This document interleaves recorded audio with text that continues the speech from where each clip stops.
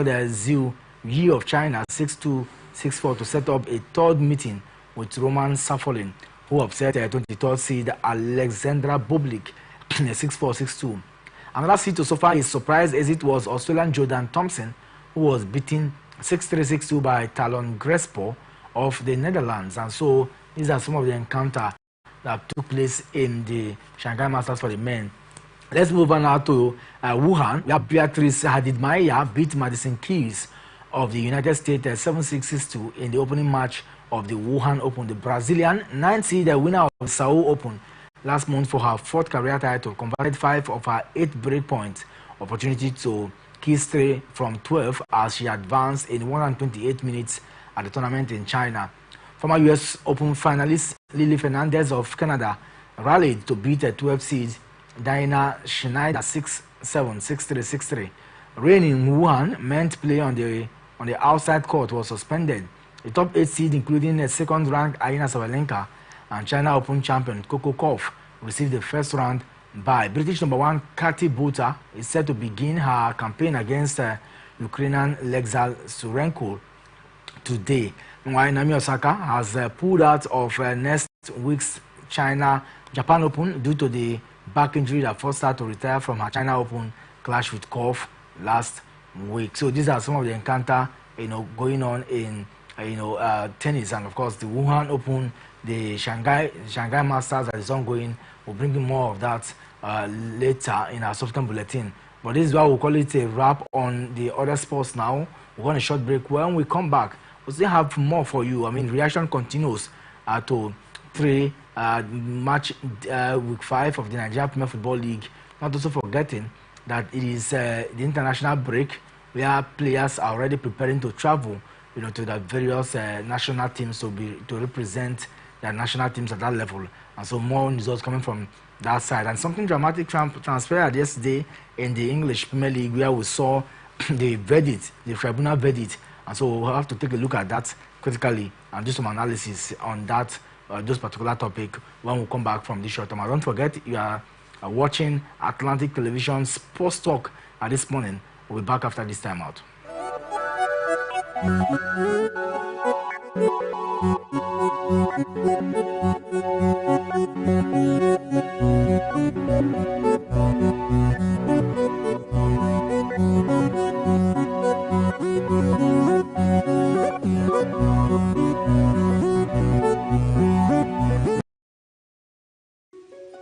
The people of Maiduguri need your help.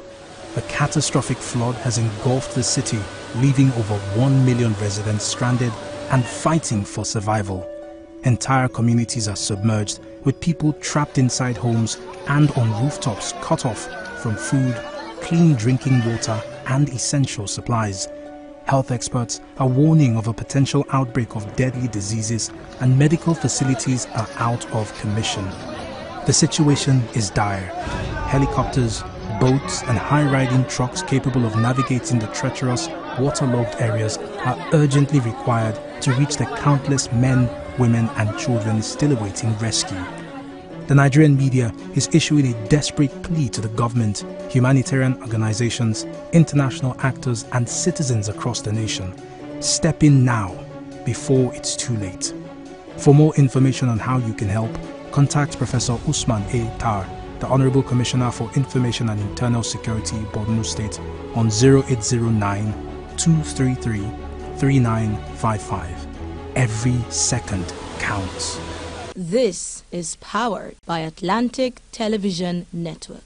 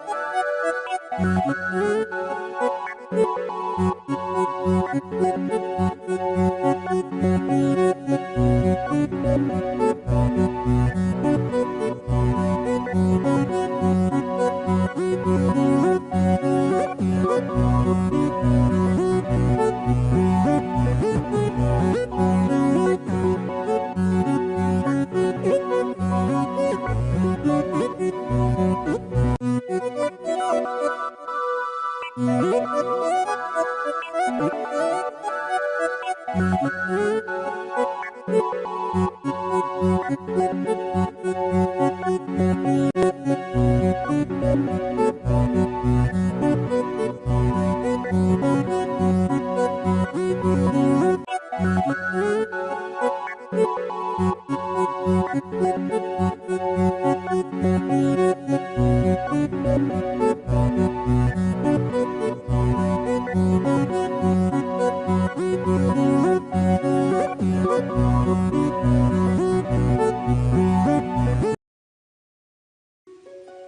people of Maiduguri need your help. A catastrophic flood has engulfed the city, leaving over 1 million residents stranded and fighting for survival. Entire communities are submerged, with people trapped inside homes and on rooftops cut off from food, clean drinking water and essential supplies. Health experts are warning of a potential outbreak of deadly diseases, and medical facilities are out of commission. The situation is dire. Helicopters, boats and high-riding trucks capable of navigating the treacherous, waterlogged areas are urgently required to reach the countless men, women and children still awaiting rescue. The Nigerian media is issuing a desperate plea to the government, humanitarian organizations, international actors and citizens across the nation. Step in now, before it's too late. For more information on how you can help, contact Professor Usman A. Tar, the Honorable Commissioner for Information and Internal Security, Borno State, on 0809-233-3955. Every second counts. This is powered by Atlantic Television Network.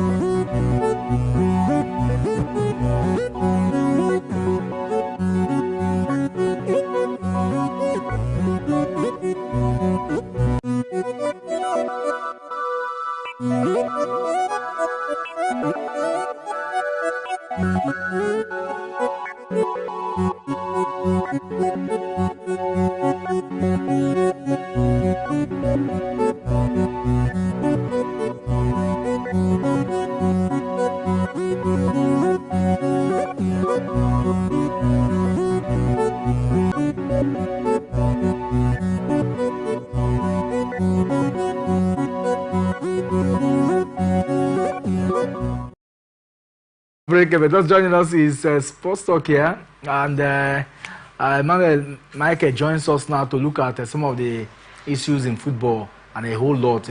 Mike, good morning and welcome to the show. Yeah, good morning to you, Champion, and good morning to our viewers out there. We'll start from the grassroots, where the Bessie Obasake has said that winner of this year's women football pre-season tournament will take home a whopping sum of 10 million cash prize. And this she made known yesterday in Benin City during the press briefing to herald the annual pre-season women's tournament. And a lot of questions were also asked. Now that your husband will soon leave office, how will this run? Are we still going to have continuity? And she said it doesn't matter. 12 clubs have been participating, especially for these seasons. It takes 10 days. We have a committee that has been planning it, and it is a private investment that will continue even after we leave office. And for me, I think that a lot of talent has emanated from this particular one. Your thought on that, Mike? Yeah, talking about the Petty Obaseki, women pre-season tournament, I think he has been on. He's making it its fourth edition. And talking about the sustainability of it when the governor, talking about the husband, has left office. He has also clarified that, saying that it is a private driven venture. So the husband being in office or out of office doesn't really affect the competition as it is. So for me, I think it's quite clear. She made it ostensibly clear that it's going to continue even when the husband has left office as the executive governor of there. So for me, I think we must also give her applauded for what she's been doing. The ability to sustain this kind of a massive venture is not easy. She's not only organizing this pre-season tournament that have become something noteworthy of, but in the female category as well, you could also recall that the Nigerian Premier Football League clubs as well took part in some of the pre-season tournament, which Petty Obaseki football tournament was one of those pre-season tournament that they took part. So for me, I think we must also commend her intentional approach towards football development generally, not just in her state out there, but across Nigeria, because she's bringing different clubs from different states out there to come and compete for the Petty Obaseki pre-season tournament. I think for me, we need to also congratulate her. And she also bid to use this as a means of trying to promote women, development, women who want to take part or take football as their professional career. She also intends to use this medium as well to encourage women out there, for equality and also the opportunity for them to also grow their God-given talent in the area of football. I think it's a commendable feat that she has been able to put up in the last 4 years. Commendable feat, and I can tell you for sure that we'll get to see more of this in different parts, and this should elicit some interest as to other private sectors looking at what is happening and trying to invest into it. Away from that, we saw some games yesterday, and I can tell you that Delta Queens beat Benin Republic's Angles 4-2. Niger Raptors lost 1-0 to Sport of Benin Republic, while the official opening match between host Edo Queens and FC Robo was ongoing as at the time of this press release, and a lot of games ongoing that particular one. So talking about the female scene, this time around, Edo Queens head coach Moses Adoku says that the Nigerian champions are aiming for nothing less than lifting the CAF Women's Champions League. And he made this assertion while sharing his thoughts on the team's journey, aspirations, and the growing standard of women's football in Africa. During an interview with our press team, Adoku remained very optimistic that the team will aim not only to compete, but also to make their mark on this prestigious tournament. You recall some time ago that they were the only team who got at least, was it to the semi-finals, before losing that particular one, and I think they won third.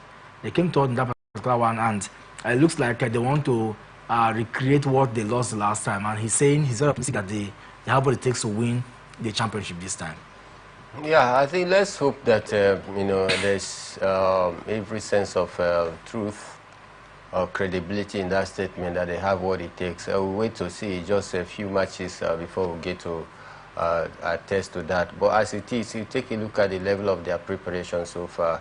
Will you say that they are ready to, at least break the jinx of winning the women CAF Champions League? I think we'll wait to see. It is only time that will tell. But I tell you, I think Nigerian women football is growing, and I expect by now we should be making a total dominance when it has to do with the women CAF Champions League right here in Africa, because Nigeria being one of the topmost country in the women football to showcase their talent and prowess to the world out there. I think we have what it takes as well, because we have enormous talent right here in the country to do that. So for me, I think it's just matter of time before we see that happening. Let's keep our fingers crossed, hoping to count on his word that this time around they tend to go a step further compared to where they stopped last time out. And of course, we'll get to see how far it goes. Let's move on now and let's talk about the Nigeria Premier Football League, where clearly we saw the newly appointed technical advisor of Lobby Stars of Makurdi, Daniel Omokachi, resumed at his new post as he had the first training session with the team yesterday morning at the McCarthy Stadium. The club, in a statement, said that during his introduction to the players, the former Super Eagles coach and the Benue-born football tactician, of course, was very, very, desirous of, taking charge, and they're very confident that he can he can change the narrative of the team going forward.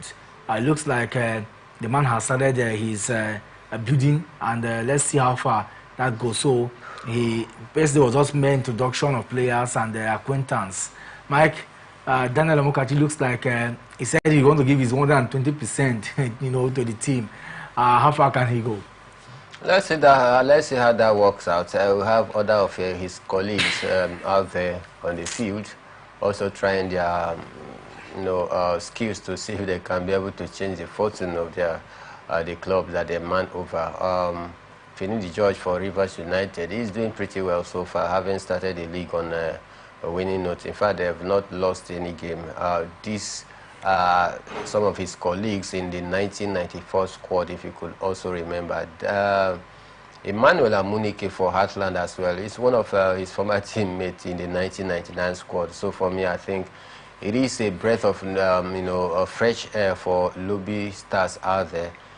Because of their last coach got started on a very shaky. It wasn't very convincing for Lobby Stars, and that is why they deemed it necessary to let him go and bring in Daniel Omokachi to change the narrative. Let's hope that he's going to bring his wealth of experience to bear as to lift the Lobby Stars in a more respectable position as it is right now. But if you ask me, can he be able to pass through the water and navigate to the ocean of success? It's just only time will tell. It is only 5 games that have been played in the Nigerian Premier Football League so far. So I think he still have more time to also prove himself.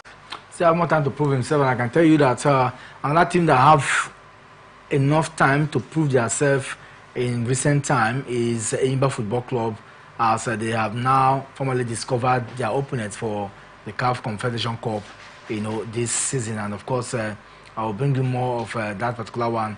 We have Al Masry, Zamalek, and Black Bulls. These are teams that have been teams that are going to play alongside with them, and let's see how far it goes. Mike, Eyimba Football Club, I mean, the most successful team in the Nigerian scene, formerly did not know their opponent, and it should be a sigh of relief, or you think otherwise?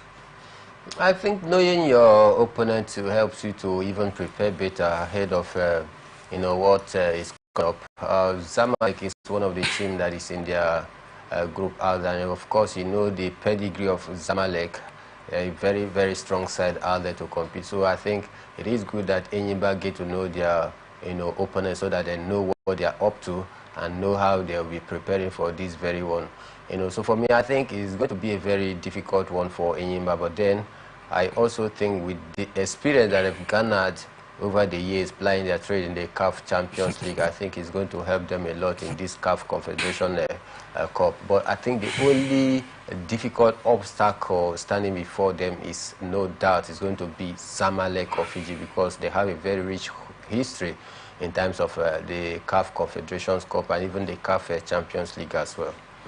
Of course, Mozambique team, Black Bulls, we'll see how far they can fare in this year's tournament, and Eyimba will have to, in fact, they had it all going for them.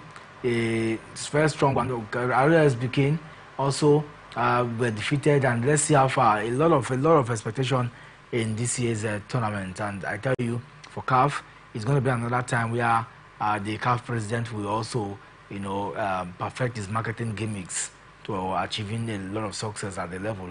So the group stage is scheduled to commence from 27 to 26 to 27th of next month. Made 1 will follow by Made 2 on 6 to 8 December, and then subsequent matches will take place 13 to 15 December and 3rd to 5th of January. So the games have been outlined, and let's see how far it goes. One thing I know for sure is that we will get to see Eyimba do well. They need to get at least to the quarterfinals for we to be hopeful of having 2 teams in the CAF Champions League and CAF Confederation Cup at next year's tournament. And this Yemi Olarewaju knows very well. I'm sure the NFF will even call him when they want to start formally to say, you are holding the banner of Nigeria, and ensure that we live up to expectation. I'm sure that all those pep talk will be given around, because they know what is at stake here. Yes, of course, even despite being remanded, if not being remanded rather by the Nigerian Football Federation or the body that be that they are the only team remaining in the continent representing Nigeria, it should also dawn on Yemi Olarewaju and his boys out there that indeed they have enormous task ahead of them to accomplish, and I believe that that alone is going to serve as a motivating factor for them to even double their efforts, seeing that they are the only team left in the continent for representing Nigeria in the CAF organized competition. I think they also understand the pressure that comes with it, and I think they are going to prepare very well for that very well. It's just that Coach Olarewaju, Yemi Olarewaju, is not all that experienced. Taking a look at his coaching progression so far, I think this is the first time he will be testing CAF organized competition. And for me, that is going to be one of the disadvantages, for not having much experience in the CAF organized competition. But that have been said, I also think that the players themselves have a lot to prove to Nigerians and to the world and to Africa as well, that indeed they have what it takes as well to also compete in the big boys football when you talk about African club football, right? So let's hope that they are going to do the needful. And now that they are the sole representative of Team Nigeria in the CAF organized competition, a lot of expectation is hanged around their shoulders. A lot of expectations hangs around their shoulders, and let's see how far those expectations will be transmitted to good records, as well as a match-winning adventure for them. I wish them all the best as they prepare for what is to come. Now, it's one thing to know your group members, is wanting to prepare alongside. Go watch their games, see how far they are good, monitor their stars, tactically do some tactical, research about them to get victory. But let's see, like you said, experience and inexperience. I just hope that they go well and do the needful, because we need to have 4 teams represented come next season in the CAF club organized games. All right, let's wrap up this morning as we move straight to the camp of the Super Eagles of Nigeria, where William Trosekong, as at the time of reporting yesterday, goalkeeper Sani Nwabali are among the early birds to have arrived at team's camp in Uyo. Other players are expected to arrive today as Coach Austin Guavon and his crew commence their first training in the evening. No less than 20 Super Eagles players will be part of the training session going by the itinerary of the team ahead of the African Cup of Nations qualifiers against the Mediterranean Knights of Libya. Yeah, I think I saw the arrivals of some of those early players. I think it was Amas Obasogie that first hit the camp before was followed by, I think, Stanley Nwabali and Truce Ekong. It's very good that the players are responding to camp, especially where some of these players actually played for their different club side out there in Europe over the weekend, but then they know how important it is for this very one, and that is why they have started hitting camp very early. We expect to see more players arrive Super Eagles camp in Uyo this morning, and probably in the evening before their evening training session we are going to have more players also hit the camp, so that the coaches will also have full complement of the squad to train with. But then I tell you, it is a sign of seriousness from players of Nigerians. In time past where we talk about indiscipline in the national team, where when a camp is thrown open, a deadline is given, some of the players will just still stroll in anytime they like into the camp. But this time around, I think the narrative is gradually changing, where we begin to see players hitting camp as early as possible, even after playing over the weekends for their club side out there in Europe. They still deem it necessary to pick up their bag and hit camp. I think for me it's a sign of seriousness from the Super Eagles players. And of course, we're really counting down to the expectation this weekend, Thursday, Friday, 5 p.m. We're going to see how far the Super Eagles will play. But Mike, one thing very striking is we need to do everything possible to win the 2 games, so be sure of the group. Then we can now focus our attention on the World Cup qualifiers.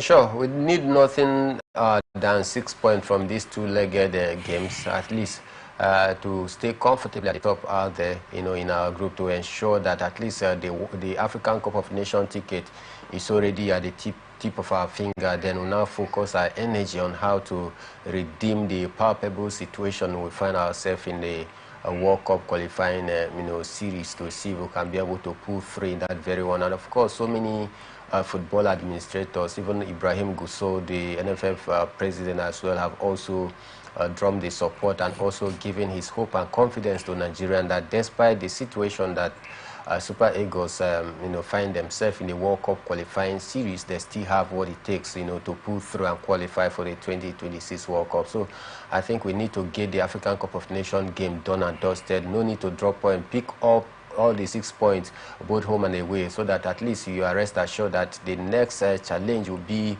on how to navigate the ocean of qualifying for the World Cup. Mike, that will be all this morning on Sports Talk. Many thanks to you, the viewer, for being part of the ride. We'll be back again this evening for more interesting time here. I always stay locked on Atlantic Television and Network. Mike, have a lovely day. Thank you very much. Ekpo Temple is my name, and I'm saying bye-bye.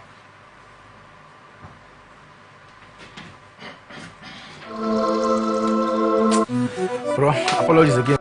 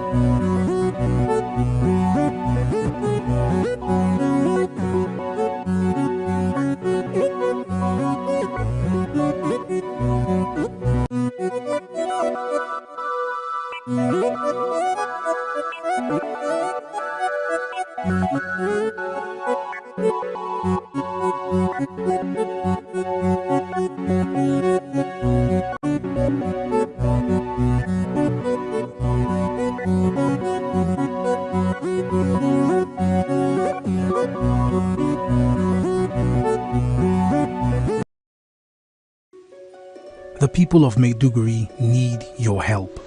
A catastrophic flood has engulfed the city, leaving over 1 million residents stranded and fighting for survival.